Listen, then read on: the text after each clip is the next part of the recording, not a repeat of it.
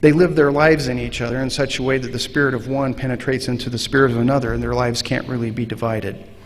I would suggest to you that social Trinitarianism is probably very, very close to what a considered Mormon view would be. Well, let's talk about this for a minute. I also want to suggest that there's monarchical monotheism. And what does this mean? Well, you all know what a monarch is. A monarch is a king. And there can be a king, and there can be subjects, and we could cleave the world that way, but in the end, all we have is a bunch of human beings. Monarchical monotheism is the view that we have one God who is king or preeminent, but there are gods called sons and daughters of God. Now, I'll simply tell you that there has been somewhat of a revolution in biblical studies with regard to the Hebrew worldview. A large part of the reason for this revolution is the discovery of the Rosh Hashanah text, their Ugaritic text, that give us an optic into the ancient Proto-Hebraic world, if you will. They tell us about a council in heaven overseen by the Father God El. He oversees a council of gods who are called sons of gods. They are called Elohim. They are referred to and sit in council with this high God. But they're not a different kind than the Father is. In fact, the very fact that he would be seen as a father would indicate that there's a genetic relationship of some sort, at least the best way that we could think about it. So when we're thinking about the Hebrew worldview, it's important to keep in mind that they had a very different way, at least initially, of looking at this. The other thing that has led to this revolution is, for instance, the discovery of the Dead Sea Scrolls, a discovery of a text in Deuteronomy, specifically, that talks about Yahweh being set over a nation like the other sons of God, and they all oversee gods. Now, it's been known for a long time that the Hebrew Bible talked about various gods in the Council of Gods. By the way, this is the second volume. It's sitting back on the table, but I'm going to quote something that I quoted. This is from Hans Joachim Kraus, a German scholar. Israel borrowed from the Canaanite Syrian world the well-attested concept of a pantheon of gods, and godlike beings are surrounded the supreme God, the ruler and monarch. Yahweh alone is the highest God, Elyon, and he is king. In Psalm 82, we have a clear example of the idea of a council of gods. God has taken his place in the divine council. In the midst of the gods, he holds judgment. The highest God is the judge. The gods, Elohim, are his attendants. They are witnesses in the form which Yahweh rules alone and in which he possesses judicial authority. We might term the Cheduth El, Yahweh's heavenly court. All of the gods and powers of the people are in his service. This is an expression of what I call monarchical monotheism. There is one high God, but there are other gods. They give obeisance to this one God. I would suggest to you that in the Mormon scriptures, we have a form of monarchical monotheism. That is, there is a God of all other gods, according to D&C 121. There is a God who is more intelligent than all the rest of the intelligences in the book of Abraham. This one highest God of whom we speak in the council of the gods is the Most High, in Hebrew, El Elyon. And what that means is that when we look at the scriptures, we're going to see it very differently, because we don't see this ontological distinction between the gods and God. We see instead a family relationship. Now, there's an obvious problem with the metaphysical monotheism, which is a version of the problem of the Trinity. But I have set it up in such a way to show that the real problem of the Trinity is the assumption of metaphysical monotheism.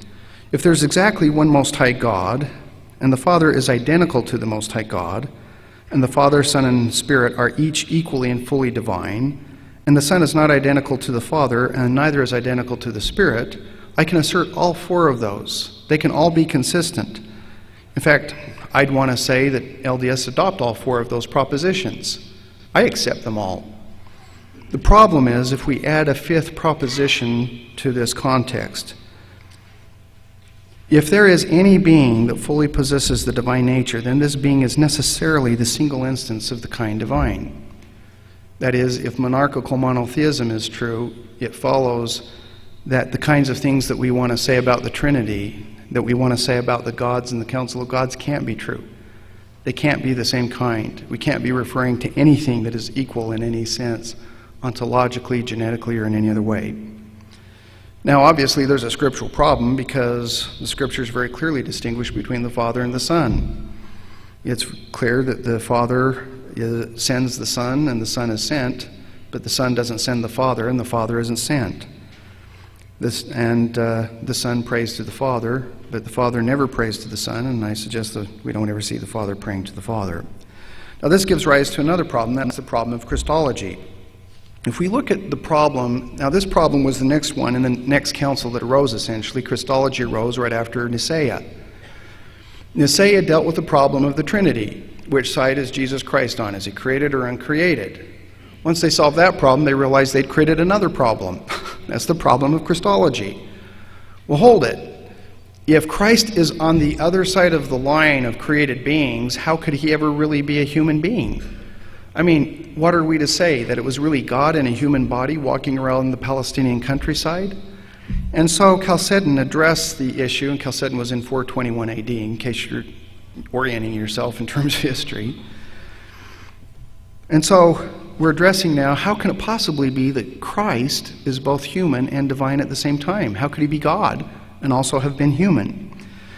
Now, I've given an argument here. Now, if we take that God is essentially uncreated, and if metaphysical monotheism is true, God is essentially uncreated, and if humans must be essentially created, and if metaphysical monotheism is true, we are essentially created, then we have two different natures, and they are logically distinct, and we can never get them together logically. They are contradictory. So to say that this being is both human and divine at the same time is simply a contradiction. We could say that he's divine in a different respect than he's human, but then we wouldn't be talking about the same individual. We would be talking about different individuals. So I've given an argument suggesting that if, and I've given an assumption here called CT. This is called the basic doctrine of Christianity, the most basic doctrine.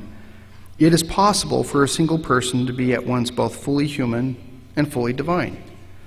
If that's not true, I suggest that the history of Christianity has been very, very mistaken about who and what Jesus was.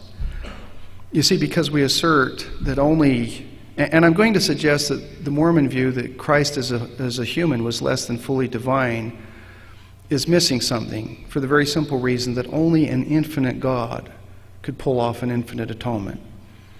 Only a God could atone. And for that reason, we have a very big problem if we buy into metaphysical monotheism. And I've given the argument under CT showing that human nature is such that it can't possibly be consistent with an uncreated divine nature. I've also given the argument, think about what it is to be God for a moment. God knows everything. He is all-powerful. He's everywhere. Well, what does it mean then to say that this person walking around the Palestinian countryside is God? Because I take it that there were things that Jesus didn't know. At least he didn't know some things the Father knew, like when he would return, at the very least. I would suggest that he was more limited in knowledge as a human being. I would suggest that he couldn't do everything. I would suggest that he wasn't all-powerful. Now, I know that there are ways to read the Scriptures that suggest that Christ pulled off the miracles that he did because he was simply God doing anything that God wanted to do. But I suggest that if you view Jesus that way, you're not going to be able to make sense out of his humanity very well. First of all,